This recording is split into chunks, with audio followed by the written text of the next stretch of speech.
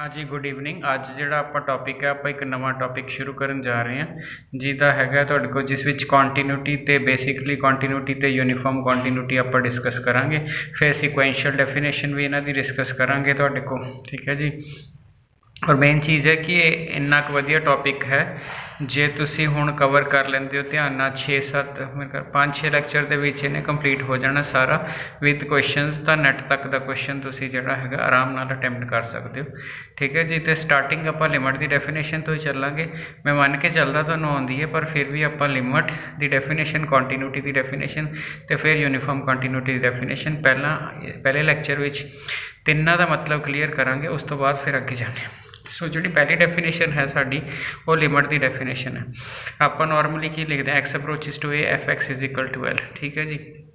मतलब जो F L ते अप्रोच करता है as x approaches to a, यदा मतलब की है, ठीक है। रिगरस डेफिनेशन है, if given epsilon greater than 0 there exist delta such that, ठीक है, f x minus l less than epsilon whenever x minus, ठीक है, less than delta. So mainly meaning की है, मीनिंग की है, आप ये ग्राफ से चलीए माड़ा जा, ठीक है जी। ਹੁਣ ਤੁਸੀਂ देखो एक्स लैस दैन डेल्टा, ਇਹਦਾ मतलब x minus a lies between minus delta and delta, ठीक है जी। So minus delta and delta आ गया तो कोल, ए इस तरफ आ गया तो आ वाली चीज़ आ गई। इनू आप नेबरहुड ऑफ एक्स कहने। अगर इस विचों ए डिलीट कर दिए जिसकी जरूरत नहीं होंगी लिमिट से, ठीक है, तो असी डिलीटेड नेबरहुड लैने। यदा मतलब तुहाडे कोल जिहड़ा हैगा अगर ए की वैल्यू नहीं लैनी तो डिलीटेड नेबरहुड की गल करांगे आपां। बाद विच आपां ए ते गल करते हैं, क्योंकि हुण एफ एक्स की अगर मैं F x minus L less than epsilon की वैल्यू करा तो उसनों भी मैं जिहड़ा हैगा माइनस एप्सिलॉन ते इनू सैट कर लिया। मेरे पास एफ एक्स की वैल्यू भी आ गई तो मेरे पास आ भी आ गई, ठीक है जी। सो आपां ने क्या किया तुहाडे कोल, ठीक है, आपां ने, ठीक है, एक पॉइंट ले लिया जी, ठीक है। क्योंकि आप लिमिट की जी डेफिनेशन ली है, डेफिनेशन के आप की कह रहे हैं, एक्स अप्रोचिज टू ए, ठीक है, उस केस विच एफ एक्स, ठीक है, एल नू अप्रोच करना चाहिए माने, ठीक है, ज्यों ज्यों, ठीक है, डेफिनेशन देखो जी तुहाडे कोल दोबारा, ज्यों ज्यों एक्स ते ए दे विच डिस्टेंस घटदा है उस हिसाब नाल अगर इहदे विच भी डिस्टेंस घटदा, ऐसी सिचुएशन तुसीं लै आंदे हो तो समझ लो तुहाडे कोल जिहड़ा हैगा है तुहाडी लिमिट एग्जिस्ट कर गई। हुण ध्यान नाल देखो, आ ए है, आ ए माइनस, ठीक है, ए दे केस विच आपां वैल्यू एल लई हुई है, ठीक है जी, ठीक है, क्योंकि आपां यही लिखिया ना, limit x approaches to a f x is equal to l, ठीक है जी। तो हुण जिहड़ा हैगा तुहाडे कोल, ठीक है, सो अगर डिस्टेंस की वैल्यू जिउं जिउं मैं इहदे नेड़े आऊँगा सपोज, ठीक है जी, जदों तुसीं इसनूं इस दे कोल लैके जाओगे, ठीक है, लैफ्ट साइड तो लैके जा रहे हो, उहदे कोरस्पोंडिंग वैल्यू भी इहदे इत्थे आएगी। इहदा मतलब तुसीं आ वैल्यू नूं नीचे लैके जा रहे हो, ठीक है जी। जदों तुसी वैल्यू जिहड़ी हैगी है तुहाडे कोल आ लैके जा रहे हो, वैल्यू ला लैके जा रहे हो। सो क्वेश्चन ज़रा ध्यान नाल देखियो तुहाडे कोल की हैगा कि जिउं जिउं तुसी आगे आ रहे हो इस तरफ आ रहे हो, क्योंकि आप एक्स अप्रोचिज टू ए कह रहे हैं, तो उपरों हाइट देखो तुहाडे कोल जिहड़ा हैगा वो एल नू अप्रोच करती जा रही है, मतलब आ वाली वैल्यू भी इहदे नेड़े चली जाएगी, आ वैल्यू इहदे नेड़े चली जाएगी, ठीक है जी। ये साडी लिमिट की डेफिनेशन कहना चाह रही है सानू। हुण मेन चीज़ की है, मेन चीज़ की है, इत्थे मैं x is equal to a point लिखिया हैगा, x is equal to a है जिहड़ा वो लिमिट विच x is equal to a immaterial हैगा तुहाडे कोल, इमैटीरियल हैगा तुहाडे कोल। इमैटीरियल दा मतलब की हैगा तुहाडे कोल, इत्थे भी लिखिया होया मैं एक्स इक्वल टू ए, मतलब तुहानूं एक्स इक्वल टू ए ते वैल्यू एग्जिस्ट करती है, चाहे एक्स इक्वल टू ए ते एग्जिस्ट नहीं करती। इस एक्स इक्वल टू ए नूं आपां लिमिट दे विच साडी कोई टेंशन नहीं हैगी तुहाडे कोल, ठीक है जी। असी एक्स अप्रोचिज टू ए लै रहे हैं, एक्स अप्रोचिज टू ए ते एक्स इक्वल टू ए दे विच बहुत ज़्यादा फर्क होंदा है। मैं एक एग्जाम्पल ना समझाना ग्राफ दे विच, ठीक है जी। सो ध्यान नाल देखियो, एग्जाम्पल लै ली आपां, फॉर एग्जाम्पल आप आ चीज़ लै ली। हुण जदों इस चीज़ नूं तुसीं सॉल्व करोगे, ठीक है, तो पहलां आपां एक कंसट्रेंट लगावांगे, कंसट्रेंट लगावांगे जे आपां इहदी डोमेन देखनी होवे, ठीक है जी। डोमेन की डेफिनेशन की होंदी है तुहाडे कोल, ठीक है, domain is set of all those values of x on which function is defined, ठीक है। सो डोमेन लिए मैनू आ लिखना पएगा x not is equal to 1, क्योंकि 1 तो होना नहीं, ठीक है जी। उस तो बाद आपां ने क्या किया, फैक्टोराइज किया, कट दिता, एक्स अप्रोचिज टू ए सी, ठीक है, तो जिहड़ा हैगा एक्स अप्रोचिज टू 1 उरे 1 किया, इन्नी लिमिट सब नूं आंदी है, तो आंसर 2 आ गया, ठीक हो गया जी। बट ए वाली वैल्यू, ठीक है, देखो फंक्शन x इक्वल टू 1 ਤੇ डिफाइन नहीं सी, स्टिल लिमिट आ गई, ਇਹਦਾ मतलब x equal to a immaterial है।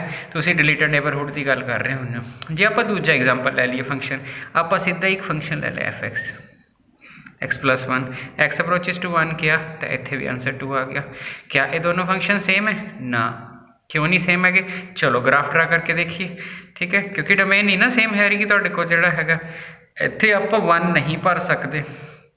ਇਹਦਾ मतलब सिंपलीफिकेशन च जो 1 भरे तो आंसर आता वो आप लै नहीं सकते। तो अगर मैं पहले वाला ग्राफ बनाना वा, ठीक है जी, पहले वाले नूं सॉल्व करके की आया सी, सॉल्व करके तो ही आया सी ना x+1, ठीक है जी, लिमिट x अप्रोचेस टू, पर इतने 1 क्वेश्चन च नहीं सीगा। सो जो 1 है तो उदों आंसर 2 है, तो 1 है तो 2 है, आ वाला पॉइंट लिमिट च नहीं हैगा, स्टिल लिमिट एग्जिस्ट की है, ठीक है जी। इस केस विच 1 भी है 2 भी आया है, स्टिल लिमिट एग्जिस्ट की है, यदी लिमिट भी 2 आई है, वही लिमिट भी जी हैगी है तुहाडे कोल 2 ही आई है।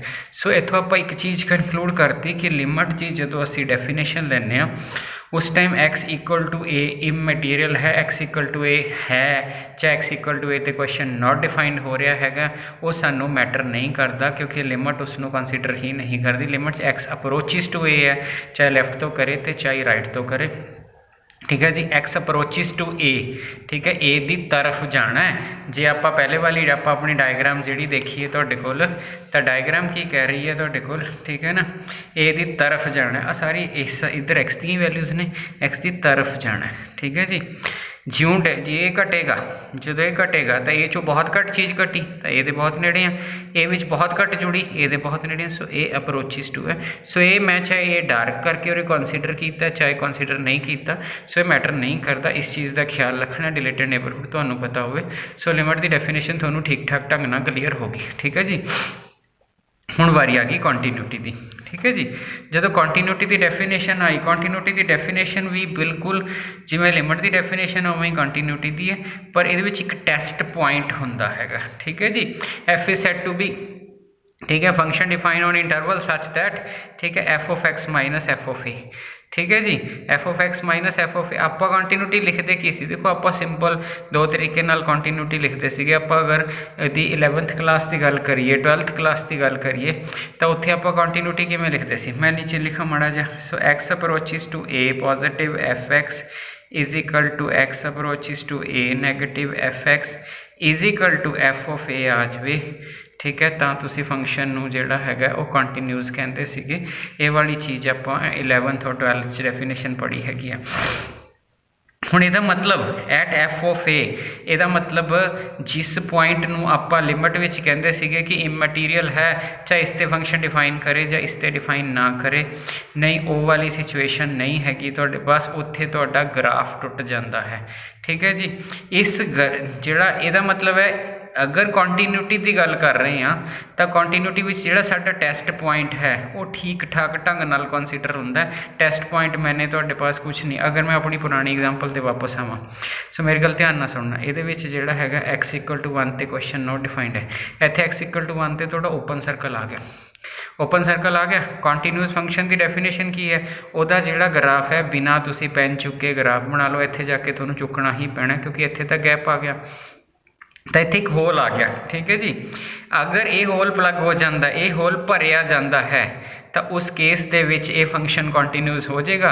अगर ये होल नहीं भरिया जाता, प्लग नहीं होंदा, तो उस केस विच फंक्शन जिहड़ा है ये कॉन्टीन्यूस नहीं होएगा।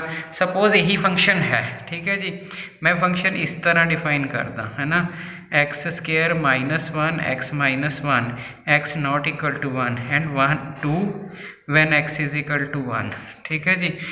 इस तरह आप डिफाइन कर दिता। हुण ये की हैगा कि एक्स इज इक्वल टू 1 ते मैं 2 वैल्यू दे दी, मैनू होल प्लग कर दिता तुहाडे पास, मतलब होल प्लग करता आपां, ਇਹਦਾ मतलब मैं होल भर दिता, ਇਹਦਾ मतलब होल भर दिता। तो हुण मेरे केस विच हुण जिहड़ा ग्राफ होगा वो आह वाली सिचुएशन वाला ग्राफ आ जाऊगा। ਇਹਦਾ मतलब क्या है, कंटीन्यूटी दे केस विच जो लिमिट वाले केस विच आपां किया सी बई जिहड़ा मेरा पॉइंट है वो कंसीडर नहीं करता, ठीक है, इमैटीरियल है, इत्थे उसे पॉइंट का सारा रोला है। ਇਹਦਾ मतलब उस पॉइंट ते जिहड़ा हैगा ये, ठीक है, ये वाला है। जे डिसकॉन्टीन्यूटी इनू आपां रिमूवेबल डिसकॉन्टीन्यूटी कहते सी फंक्शन डिफाइन करके सैट करके, ठीक है जी। हुण जे मैं अगे चलीए, ठीक है जी, सो कंटीन्यूटी की डेफिनेशन की है, डेफिनेशन तो बिल्कुल उस तरह है एक्स जोड़ा है एक्स माइनस ए, जो एक्स तो ए का डिस्टेंस घटूगा तो एफ ऑफ एक्स तो एफ ऑफ ए का डिस्टेंस भी घटना चाहिए। इस केस में आप कंटीन्यूटी डिफाइन करते हैं। सो लिमिट आपू क्लीयर होगी, लिमिट विच एक्स इक्वल टू ए का रोला नहीं सी, still x approaches to a सीगा, तो लिमिट वो पॉइंट ते जे इक्वल होंदा तां भी एग्जिस्ट करती सी, कंटीन्यूटी ते वो जिहड़ा होल बनिया सी वो सानू प्लग करना ही पिया सी। इहदा मतलब कंटीन्यूटी टेस्ट पॉइंट स्पैसीफिक है, बस यूनीफॉर्म कंटीन्यूटी इत्थे ही डिफरेंट है। अगर आप यूनीफॉर्म कंटीन्यूटी की गल करिए तुहाडे कोल, तो यूनीफॉर्म कंटीन्यूटी की हैगी है तुहाडे कोल, वो test specific test point specific नहीं हैगी। ठीक है जी, जदों आपां तुहाडे कोल जिहड़ा हैगा है, जदों आपां कंटीन्यूटी की डेफिनेशन पढ़ी सी, एक बार दोबारा आ जाओ। कंटीन्यूटी की जिहड़ी डेफिनेशन सी, जिहड़ा तुहाडा डेल्टा सिलेक्ट हुंदा सी, ये डिपेंड अपॉन ए एज वैल एज, ठीक है, डेल्टा। सो जिहड़ा तुहाडा ए सी वो तुहाडा टेस्ट पॉइंट हुंदा है। ठीक है, बस आही फर्क रह गया, ये तुहाडा टेस्ट पॉइंट हुंदा है। ठीक है, तो मेरी डिपेंडेंसी मेरे टेस्ट पॉइंट ते भी सी, मैं तुहानूं एग्जाम्पल समझा दी, तो मेरी डिपेंडेंसी जिहड़ी सीगी तुहाडे कोल, ठीक है, मेरी जिहड़ी एप्सिलॉन ते तो हैगी वो हैगी है डिपेंडेंसी। ठीक है, इहदा मतलब कंटीन्यूटी ते मेरी डिपेंडेंसी जिहड़ी है वो दो पॉइंटां ते है, एक पॉइंट एप्सिलॉन है जी तुहाडे पास, ते जिहड़ा दूसरा पॉइंट हैगा तुहाडे कोल ए हैगा। ठीक है जी, हुण आगे आपां यूनीफॉर्म कंटीन्यूटी की डेफिनेशन ते, जिस बंदे नूं ना तिन्नां विच क्लीयर कट फर्क पता लग गया, देखो आगे थ्योरम्स ने एक एक दो दो करके मैं लैक्चर दे विच करवा दूंगा, पर अगर तुसीं 5 लैक्चर लगातार देख लैंदे हो तो तुहाडा इन्ना जबरदस्त बेस बन जाएगा कंटीन्यूटी, फिर तुहानूं लगेगा ही नहीं भी कुछ जिहड़ा हैगा भी इस विचों मेरा जिहड़ा हैगा कुछ मैनू नहीं समझ आया। ठीक है, सो ध्यान नाल समझना, सारी डेफिनेशन ध्यान नाल देखना। ठीक है, तो हार्डली एक लैक्चर 15 मिनट का होंदा, सो 15 मिनट कढ़ने कोई बहुती मुश्किल गल नहीं होंदी हैगी। ठीक है, सो यूनीफॉर्म कंटीन्यूटी जिहड़ी है, a function is define on interval I is said to be uniform continuous. पहली गल, जदों मैं यूनीफॉर्म कंटीन्यूटी डिफाइन करनी है तो इंटरवल मस्ट है, इंटरवल तो ही डिफाइन होंदी है, तुसीं इत्थे जिहड़ा हैगा सीधा सैट नहीं लै सकदे तुहाडे कोल। ठीक है जी, सो इंटरवल स्पैसीफिकली डिफाइन होंदा है। ठीक है जी, तो तुहाडे कोल की कह रहा हैगा, कहंदा function is define on interval is said to be uniform अगर फॉर एप्सिलॉन ग्रेटर उत्थे भी सी there exist delta such that इन्हां दा डिफरेंस लैस दैन दिस ते तुहाडे कोल इस। हुण होया की है इत्थे जिहड़ा हैगा आपां ने डेल्टा डिपेंड अपॉन, ठीक है, एप्सिलॉन तुहाडे ते जिहड़ा कल्ला डिपेंड करदा ए ते नहीं करदा, माने जिहड़ा तुहाडा टेस्ट पॉइंट सीगा, टेस्ट पॉइंट ते डिपेंडेंसी है जिहड़ी तुहाडे कोल। ठीक है जी, अगर टेस्ट पॉइंट ते साडी डिपेंडेंसी तुहाडे कोल हट जाए, ठीक है, असी कोई भी दो पॉइंट लै लीए, कोई भी दो पॉइंट लैके तुहाडे कोल जिहड़ा हैगा क्वेश्चन कर दिए, उस केस विच साडे कोल यूनीफॉर्म कंटीन्यूटी आ जाती है। ठीक है जी, यूनीफॉर्म कंटीन्यूटी का मतलब की होया, यूनीफॉर्म कंटीन्यूटी का मतलब सिर्फ यही होया भी कंटीन्यूटी तो हैगी है, ठीक है, फ्री फ्रॉम टेस्ट पॉइंट है, टेस्ट पॉइंट तो फ्री है, कंटीन्यूटी मतलब टेस्ट पॉइंट तो फ्री करके कंटीन्यूटी प्रूव करन दा जिहड़ा तरीका है उसनूं आपां यूनीफॉर्म कंटीन्यूटी कहने आ तुहाडे कोल। ठीक है जी, मतलब वैसे भी जे तुसीं कहो तुसीं जिहड़ा हैगा तुहाडे कोल बई अगर तुसीं यूनीफॉर्म वेलोसिटी भी कहने हो तो इक्वल इंटरवल्स इक्वल जिहड़ा हैगा तुहाडे पास इक्वल वैल्यू होंदी है, जिहड़ी इक्वल इंटरवल्स ऑफ टाइम ते आपां कहने आ तुहाडे कोल। ठीक है, भी rate of change of distance जिहड़ा हैगा जिन्ना डिस्टेंस जिन्ने टाइम के कोरसपोंडिंग चेंज होंदा, सेम स्टोरी है तुहाडे कोल जिहड़ा हैगा बई अगर आपां यूनीफॉर्म कंटीन्यूटी की गल करिए, ठीक है जी, तो इस विच कोई भी दो पॉइंट लै लो, पॉइंटां की डिपेंडेंसी नहीं है, कोई भी दो पॉइंट दे विच फंक्शन की अगर वैल्यू इन्नी घट जाती है, जदों इन्हां दी वैल्यू घट जाती है तो उस केस विच जिहड़ा हैगा तुहाडे कोल आपां यूनीफॉर्म कंटीन्यूटी कहने आ। इहदा मतलब बंदा कहूगा जी मोटा मोटा फर्क की है, सो सिंपल जी गल है, फर्क की हैगा तुहाडे पास कंटीन्यूटी एक स्पैसीफिक टेस्ट पॉइंट ते हुंदी है, यूनीफॉर्म कंटीन्यूटी ही है फ्री फ्रॉम वो टेस्ट पॉइंट है, किसी भी दो पॉइंट ते लै लीए तो वो हो जाती है, बाकी ये कोई बहुता लंबा चौड़ा चक्कर है नहीं गा तुहाडे कोल। ठीक है जी, हुण इंपॉर्टेंट रिजल्ट की है, रिजल्ट की इस रिजल्ट में मैं इहदा प्रूफ भी दसूँगा तुहानूं, बट पहला लैक्चर है फिलहाल तुसीं सीधा ही याद रखना। ठीक है, यूनीफॉर्म कंटीन्यूटी होएगी तो इट इंप्लाई कंटीन्यूटी, ठीक है, जे कंटीन्यूटी होएगी ਤਾਂ ਉਹ ਯੂਨੀਫਾਰਮ ਕੰਟੀਨਿਊਟੀ ਜ਼ਰੂਰੀ ਨਹੀਂ, ਯੂਨੀਫਾਰਮ ਕੰਟੀਨਿਊਟੀ ਹੋਏਗੀ। ਮੈਂ ਤੁਹਾਨੂੰ ਹੁਣੇ ਕੀ ਕਹਿ ਕੇ ਹਟਿਆ ਵੀ ਯੂਨੀਫਾਰਮ ਕੰਟੀਨਿਊਟੀ ਹੈ ਤਾਂ ਕੰਟੀਨਿਊਟੀ ਉਹ 'ਚ ਪੱਕਾ ਹੈ ਤੇ पॉइंट ਤੇ डिपेंडेंसी टेस्ट पॉइंट ਤੇ खत्म है। तो ਇਹਦਾ मतलब अगर कंटिन्यूटी है टेस्ट पॉइंट ਤੇ डिपेंडेंसी खत्म है फिर तो ज़्यादा कंटिन्यूस हो गया ना, तो यूनीफॉर्म कंटिन्यूस हो गया। उल्टा जे तुसी कंटिन्यूस हो पॉइंट ਤੇ डिपेंड कर रहे हो किसी स्पैसीफिक ਤੇ जरूरी थोड़ी तुसी यूनीफॉर्म कंटिन्यूस हो। ठीक है जी। सो आप एक एग्जाम्पल ले लीए। So f x is equal to x square है। ठीक है, ये f x equal to x square is uniform continuous on this. ठीक है जी। सो मैं लिख लिया जी f x equal to x square. ठीक है, तो आह वाला पॉइंट होंगे जो स्टार्टिंग वाला होंगे डोमेन वाला। सो दो पॉइंट आप इस डोमेन के ले लिए जी। उस तो बाद आपने डिफरेंस ले लिया। ठीक है जी। तो जो डिफरेंस लिया है क्योंकि एक्स स्केयर सीगा तो ए माइनस बी ए प्लस बी। सो आह वाली चीज़ आ गई। ठीक है जी। हुण अपनी डेफिनेशन की होंगी है, ये चीज़ एप्सिलॉन तो छोटी, ये चीज़ जो डेल्टे तो छोटी होवे। हुण अपना फंक्शन की सीगा, हाँ जे तो ग्राफ बना के देखो तो 2 तक तो जाता है, मोनोटोनिक इनक्रीजिंग फंक्शन है। इसका मतलब पॉइंट 2 ते जाके तुसी मैक्सिमम वैल्यू लैनी है। ये जरूर देख लीदा होंगे कि इनक्रीजिंग है कि डिक्रीजिंग है। 2 ते जाके तुसी मैक्सिमम वैल्यू लैनी है। x1 भी मैक्सिमम 2 ले सकता है, ये भी मैक्सिमम 2 ले सकता है। 2 ते 2 कितना हो गया 4। तो यह मतलब यदि मैक्सिमम वैल्यू 4 हो सकती है। ठीक है जी। सो जोड़ा है तो पास आह वाली चीज़ 4 टाइम्स तो जोड़ा है मतलब आह वाली चीज़ है जी ये लैस दैन इक्वल टू 4 हो सकती है। मैक्सिमम वैल्यू दी 4 है। सो जे इनू हटाओगे, ठीक है, अगले स्टैप के तो तुम इस तरह लिख सकते हो। ठीक है, हुण आपां ने इहदी वैल्यू खुद तो सिलेक्ट करनी सी, तो यदि वैल्यू आपां delta is equal to epsilon by 4 ले ली। स्ट्रिक्ट है, उरे स्ट्रिक्ट आ जाएगा, कट जाएगी तो तुहाडे पास ये लभण की पॉसिबिलिटी आपने बना ली हैगी। ठीक है जी। हुण आपां माड़ा जिहा अगर ग्राफ तो तुहाडे कोल थोड़ा जिहा आइडिया लेना होवे तो ये क्वेश्चन इन्ना कि इंपॉर्टेंट है। देखो कल इसनूं रिगरस प्रूफ भी कराऊंगा भी इहदा रिगरस प्रूफ किद्दां है। आज सिर्फ अगर ग्राफ तो आइडिया लेना होवे तो ग्राफ तो आइडिया जिहड़ा हैगा ये तुहाडे कोल सपोज एक क्वेश्चन है और इहदी इंटरवल आ ये तुहाडे कोल ये कहंदा कि ये ग्राफ कंटिन्यूस है, ये यूनीफॉर्म कंटिन्यूस नहीं है, क्या इहदा आइडिया तुहानूं ग्राफ तो मिल सकता है।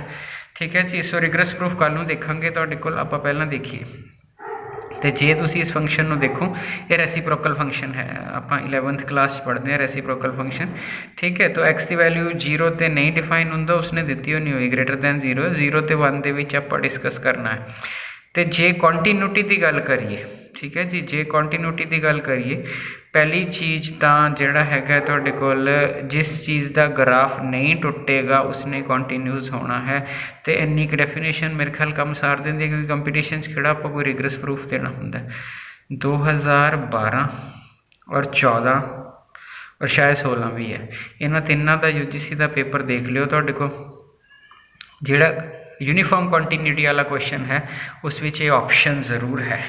ठीक है जी, उस विच ऑप्शन है, होर ऑप्शनस भी हैं, साइन एक्स ओवर एक्स है, ई दी पावर एक्स प्लस ई दी पावर माइनस एक्स है, इदां दे क्वेश्चन भी है ने। बट ये ऑप्शन है 2-3 बार ये ऑप्शन आई है और फ्री दे नंबर होंगे ने तुहाडे कोल। ठीक है जी, चैक कर लियो फ्री। और जोड़े है नैट वाले पेपर जोड़े है वो इंटरनेट पर पे होंगे, देखियो। और देखो जे बंदे नूं ग्राफ तो ही देखना आंदा हो उत्थे किहड़ा रिगरस प्रूफ की लोड़ पैनी है।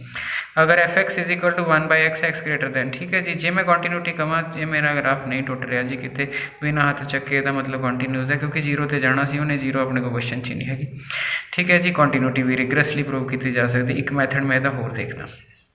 हुण अगर मैं ध्यान नाल देखो, मैं एक इंटरवल आई तो आर तक इस क्वेश्चन नूं डिफाइन कर लिया। ठीक है जी, हुण जदों ये क्वेश्चन डिफाइन कर लिया तो जदों साडी डेफिनेशन यूनीफॉर्म कंटिन्यूटी दी है, यूनीफॉर्म कंटिन्यूटी तो ये कहती है कि कोई भी 2 पॉइंट ले लो, any point x1 y1 any point. हुण ध्यान नाल देखना ये असिम्पटोटिक कर्व है। ठीक है जी, ये वाली चीज़ इहदा असिम्पटोट बिहेव कर रही है। असिम्पटोट का मतलब है ये हौली हौली हौली हौली दे नेड़े जाती है, इन्फिनिटी ते जाके टच करेगी। ठीक है जी, एंड डिस्टेंस पर मतलब करव का परपेंडिकल डिस्टेंस लाइन तो घटता जाता है, मतलब इन्फिनिटी कदे असीं दिखानी नहीं, मतलब टच करने की वारी कदे आनी नहीं। ठीक है, तो पर यदा डिस्टेंस डिस्टेंस डिस्टेंस घटता जाता है। यदा मतलब ये है कि जे तुसी 0 के बहुत नेड़े हो तो थोड़ा ग्राफ इन्फिनिटी के बहुत नेड़े हैगा तुहाडे कोल। ठीक है जी, ये चीज़ ये ग्राफ कन्वे कर रहा तुहाडे कोल।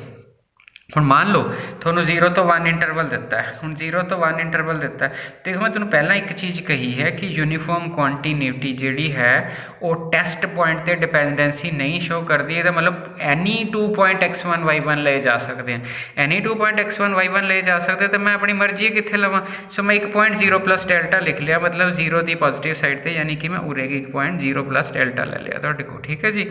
ਤੇ ਜਿਹੜਾ ਹੈਗਾ ਤੁਹਾਡੇ ਕੋਲ ਡੈਲਟੇ ਦੀ ਵੈਰੀ ਸਮਾਲ ਹੈ ਐਜ਼ ਵੀ ਪਲੀਜ਼, ਠੀਕ ਹੈ, ਵੈਰੀ ਸਮਾਲ ਹੈਗੀ, ਠੀਕ ਹੈ ਜੀ। ਦੂਸਰਾ ਪੁਆਇੰਟ ਜਿਹੜਾ ਮੈਂ x2 ਲੈ ਲਿਆ, ਸਪੋਜ਼ 1/2 ਲੈ ਲਿਆ, 1/2 ਲੈ ਲਓ, 1/3 4 ਕੁਛ ਲੈ ਲਓ ਤੁਹਾਡੇ ਪਾਸ। ਦੂਜਾ ਪੁਆਇੰਟ ਇੱਥੇ ਆਏਗਾ ਤੁਹਾਡੇ ਕੋਲ, ਠੀਕ ਹੈ ਜੀ। ਹੁਣ ਅਗਰ ਆਪਾਂ ਦੇਖੀਏ, ਠੀਕ ਹੈ, ਡੈਲਟਾ x1 ਤੇ x2 ਦਾ ਡਿਫਰੈਂਸ, ਡੈਲਟਾ ਵੈਰੀ ਸਮਾਲ ਹੈ, 0 ਦੇ ਨੇੜੇ ਆਉਂਦਾ ਤੇ ਇਹਦਾ ਡਿਫਰੈਂਸ 1 ਤੋਂ ਘੱਟ ਹੈ, ਯਾਨੀ ਕਿ ਇਹ ਇੱਕ ਦੂਜੇ ਦੇ ਬਹੁਤ ਨੇੜੇ ਹੈਗੇ ਨੇ, ਠੀਕ ਹੈ। ਜੇ ਮੈਂ ਇੱਥੇ x = 1/2 ਲੈ ਲਾਂ, ਠੀਕ ਹੈ, ਸੋ ਇੱਕ ਦੂਜੇ ਦੇ ਬਹੁਤ ਨੇੜੇ ਨੇ। ਹੁਣ ਕਿਆ ਇਹਨਾਂ ਦੇ ਨੇੜੇ ਹੋਣ ਤੇ ਆਪਾਂ ਨੂੰ ਕਿਆ ਚਾਹੀਦਾ ਹੁੰਦਾ ਸੀ, ਜੇ ਪੁਆਇੰਟ ਨੇੜੇ ਹੋਣ ਤਾਂ f(x) ਤੇ ਆਹ ਵਾਲੀ ਚੀਜ਼ ਵੀ ਐਪਸਲਨ ਤੋਂ ਥੋੜੀ ਹੋਵੇ, ਯਾਨੀ ਕਿ ਇਹ ਵੀ ਨੇੜੇ ਆਵੇ। ਤਾਂ ਜੇ ਮੈਂ ਅਗਲੇ ਸਟੈਪ 'ਚ ਚੱਲਾਂ, ਠੀਕ ਹੈ ਜੀ, ਤਾਂ ਜੇ ਮੈਂ f(x1) ਲਵਾਂ, ਸੋਚ ਕੇ ਦੇਖੋ ਤੁਹਾਡੇ ਕੋਲ x1 ਕੀ ਲਿਆ ਮੈਂ, x1 ਜਿਹੜਾ ਮੈਂ ਲਿਆ ਹੈਗਾ ਇਹਦੇ ਬਿਲਕੁਲ ਨੇੜੇ ਲਿਆ ਹੈਗਾ। ਸੋ ਆਹ ਵਾਲੀ ਚੀਜ਼ ਆ ਗਈ ਜੀ, ਇਹਦੇ ਬਿਲਕੁਲ ਨੇੜੇ ਲਿਆ। ਜੇ ਬਿਲਕੁਲ ਨੇੜੇ ਲਿਆ ਹੈ ਤਾਂ ਤੁਹਾਨੂੰ ਕਿਹਾ ਸਿਮਟੋਟਿਕ ਕਰਵ ਹੈ, ਇਹਦੀ ਵੈਲਿਊ ਜਾ ਕੇ x ਬਹੁਤ ਜ਼ਿਆਦਾ ਨੇੜੇ 0 ਦੇ, ਤਾਂ ਆਨਸਰ ਬਹੁਤ ਜ਼ਿਆਦਾ ਇਨਫਿਨਿਟੀ ਦੇ ਨੇੜੇ। ਸੋ ਇਹਦਾ ਮਤਲਬ f(x1) ਨੇ ਤਾਂ ਇਨਫਿਨਿਟੀ ਦੇ ਦੇਣਾ, ਤੇ f(1/2) ਨੇ ਉਲਟਾ ਹੋ ਜਾਣਾ, ਉਸਨੇ 2 ਦੇ ਦੇਣਾ।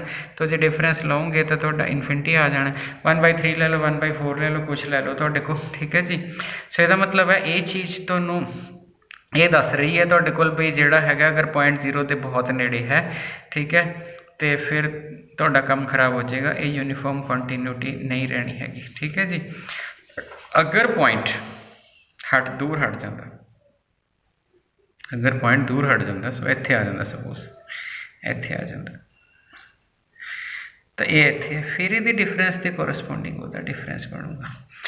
ਇਹਦਾ ਮਤਲਬ ਇਹ ਹੈ ਤੁਹਾਡੀ ਬੁੱਕ 'ਚ ਇੱਕ ਕੁਐਸਚਨ ਦਿੱਤਾ ਹੋਊਗਾ ਕਿ ਜੇ 0 ਤੋਂ 1 ਇੰਟਰਵਲ ਹੈ, ਠੀਕ ਹੈ ਜੀ, ਤਾਂ ਇਹ ਨਾਟ ਯੂਨੀਫਾਰਮ ਕੰਟੀਨਿਊਸ ਹੈ। ਬਟ ਜੇ ਕਿਸੇ A ਤੋਂ ਲੈ ਕੇ A ਜਿਹੜਾ 0 ਤੋਂ ਵੱਡਾ ਹੈ, ਠੀਕ ਹੈ, 1 ਤੱਕ ਹੋਵੇ ਜਾਂ B ਤੱਕ ਹੋਵੇ, ਤਾਂ ਇਹ ਯੂਨੀਫਾਰਮ ਕੰਟੀਨਿਊਸ ਹੋ ਸਕਦਾ ਹੈ। ਇਹਦਾ ਮਤਲਬ ਨੈਟ ਵਗੈਰਾ ਤੁਸੀਂ ਦੇਖਣਾ ਤਾਂ 0 ਦੇ ਨੇੜੇ ਜਾਊਗਾ, ਜੇ 0 ਤੋਂ ਪਰਾਂ ਹਟਾ ਦਈਏ ਤਾਂ ਇਹ ਕੁਐਸਚਨ ਤੁਹਾਡਾ ਬਚ ਜਾਏਗਾ। ਸੋ ਵੈਰੀ ਇੰਪੋਰਟੈਂਟ ਕੁਐਸਚਨ ਹੈ, ਧਿਆਨ ਨਾਲ ਦੇਖ ਲਓ। ਰਿਗਰਸ ਅਪਰੋਚ ਤੁਹਾਨੂੰ ਸਮਝਾਤੀ, ਖੈਰ ਪੇਪਰ 'ਚ ਆ ਵੀ ਲਿਖੀ ਜਾ ਸਕਦੀ ਹੈ, ਕਿਉਂਕਿ ਆਪਾਂ ਤਾਂ ਫੇਲ ਹੀ ਕਰਨੀ ਹੈ ਨਾ, ਯੂਨੀਫਾਰਮ ਕੰਟੀਨਿਊਟੀ ਐਗਜ਼ਾਮਪਲ ਦੇ ਕੇ ਕਰ ਸਕਦੇ ਹਾਂ। ਸੋ ਮਾੜਾ ਨਹੀਂ ਹੈਗਾ ਪ੍ਰੂਫ, ਇੱਦਾਂ ਵੀ ਆਪਾਂ ਪ੍ਰੂਫ ਦੇ ਸਕਦੇ ਹਾਂ। ਹਾਂ, ਪੂਰਾ ਫੁੱਲ ਤੁਹਾਡੀ ਬੁੱਕ ਵਾਲਾ ਰਿਗਰਸ ਉਹ ਆਪਾਂ ਫਿਰ ਕੱਲ੍ਹ ਦੇਖ ਲਾਂਗੇ ਤੁਹਾਡੇ ਕੋਲ। ਸੋ ਇਸੇ ਕੁਐਸਚਨ ਦੀ ਅਗਰ ਮੈਂ ਕੰਟੀਨਿਊਟੀ, ਜੇ ਤੁਹਾਨੂੰ ਹੁਣੇ ਮੈਂ ਇਸੇ ਕੁਐਸਚਨ ਦੀ ਗੱਲ ਕਰੀਏ, ਜੇ ਮੈਂ ਇਹਦੀ ਕੰਟੀਨਿਊਟੀ ਦੇਖਣੀ ਸੀ, ਕੰਟੀਨਿਊਟੀ ਕਿੱਥੇ ਡਿਪੈਂਡ ਕਰਦੀ ਹੁੰਦੀ ਹੈ, ਟੈਸਟ ਪੁਆਇੰਟ 'ਤੇ, ਠੀਕ ਹੈ। ਸੋ ਟੈਸਟ ਪੁਆਇੰਟ ਮੰਨ ਲਓ ਮੈਂ ਉਰੇ 1/2 ਲੈ ਲਿਆ, ਸੋ ਇਹਦੇ ਮੈਨੂੰ ਨੇੜੇ ਵੈਲਿਊਜ਼ ਲੈਣੀਆਂ ਪੈਣੀਆਂ ਨੇ। ਤਾਂ ਬੜੇ ਆਰਾਮ ਨਾਲ ਤੁਹਾਡੇ ਕੋਲ ਜੇ ਸਪੋਜ਼ ਮੈਂ 1/2 'ਤੇ ਕੰਟੀਨਿਊਟੀ ਦੇਖਣੀ ਹੈ, ਸੋ 1/2 'ਤੇ ਮੇਰੀ ਕਿਹੜਾ ਰੋਲਾ ਹੈਗਾ, 1/2 ਆ ਲੈ ਲਿਆ ਪੁਆਇੰਟ ਸਪੈਸੀਫਿਕਲੀ, ਉਸ 'ਚੋਂ ਕੁਛ ਘਟਾਉਂਗੇ ਉਹਦੇ ਕੋਰਸਪੋਂਡਿੰਗ ਫੰਕਸ਼ਨ ਦੀ ਵੈਲਿਊ ਆ ਜਾਣੀ ਹੈ। ਇਹਦਾ ਮਤਲਬ ਇਸ ਡੈਫੀਨੇਸ਼ਨ ਨਾਲ ਵੀ ਆਪਾਂ ਜਿਹੜੀ ਹੈਗੀ ਹੈ ਤੁਹਾਡੇ ਕੋਲ ਕੰਟੀਨਿਊਟੀ ਉਹਦੀ ਪ੍ਰੂਵ ਕਰ ਸਕਦੇ ਹਾਂ ਤੁਹਾਡੇ ਕੋਲ, ਠੀਕ ਹੈ ਜੀ। ਮੇਰਾ ਖਿਆਲ ਹੈ ਤੁਹਾਨੂੰ ਸਮਝ ਆ ਗਿਆ ਹੋਏਗਾ। ਉਸ ਤੋਂ ਬਾਅਦ ਕਿਊਬ ਲੈ ਲਿਆ, ਵੈਲਿਊ ਦਿੱਤੀ ਹੋਈ, ਕਿਊਬ ਦਾ ਗ੍ਰਾਫ ਇੱਦਾਂ ਦਾ ਹੁੰਦਾ, ਨਿਚਲਾ ਡਾਟਡ ਜਾਣ ਕੇ ਬਣਾਇਆ, ਇੱਥੇ ਲੋੜ ਨਹੀਂ ਗੀ ਨਿਚਲੇ ਦੀ, ਸਿਰਫ ਇੰਨੇ ਕੁ ਦੀ ਲੋੜ ਹੈ, ਠੀਕ ਹੈ। ਗ੍ਰਾਫ ਤਾਂ ਮੈਂ ਨਾਲ ਬਣਾ ਦਿੰਦਾ ਉਹਨਾਂ, ਤੁਹਾਡੇ ਕੋਲ ਵੀ ਤੁਹਾਨੂੰ ਐਂ ਪਤਾ ਲੱਗ ਜਾਏ ਮੈਕਸੀਮਮ ਮਿਨੀਮਮ ਵੈਲਿਊ ਦਿਸ ਜਾਂਦੀ ਹੁੰਦੀ ਹੈ, ਹਿੰਟ ਮਿਲ ਜਾਂਦਾ। ਸੋ f(x1) - a³ - b³ ਦਾ ਫਾਰਮੂਲਾ ਸਪਲਿਟ ਕਰਨਾ ਹੁੰਦਾ। ਹੁਣ ਦੇਖੋ ਨਾ ਮੈਕਸੀਮਮ ਤੁਹਾਨੂੰ ਕਿੱਥੇ obtain ਹੋ ਰਿਹਾ, 2 'ਤੇ, ਇਹਦਾ ਮਤਲਬ ਇਹਦੀ ਮੈਕਸੀਮਮ ਵੈਲਿਊ 2 ਦਾ ਸਕੁਆਇਰ 4, 4 + 4 + 4, ਇਹਦਾ ਮਤਲਬ ਇਹਦੀ 12 ਆ ਜਾਏਗੀ ਵੈਲਿਊ ਮੈਕਸੀਮਮ। ਸੋ ਜੇ ਇਹਦੀ 12 ਮੈਕਸੀਮਮ ਵੈਲਿਊ ਆ ਗਈ ਤਾਂ 12 ਤੋਂ ਛੋਟਾ ਡੈਲਟਾ ਸਿਲੈਕਟ ਕੀਤਾ, ਵੈਲਿਊ ਐਡਜਸਟ ਕੀਤੀ, ਠੀਕ ਹੈ ਜੀ। ਸੋ ਇੰਨਾ ਕੁ ਕਰ ਲਓ ਜੀ ਤੁਹਾਡੇ ਕੋਲ, ਠੀਕ ਹੈ। ਬਾਕੀ ਇਹਦੇ ਅੱਗੇ ਲੈਸਨ ਆਪਾਂ ਅੱਗੇ ਜਾ ਕੇ ਕਰਦੇ ਹਾਂ, ਠੀਕ ਹੈ ਜੀ। Thank you.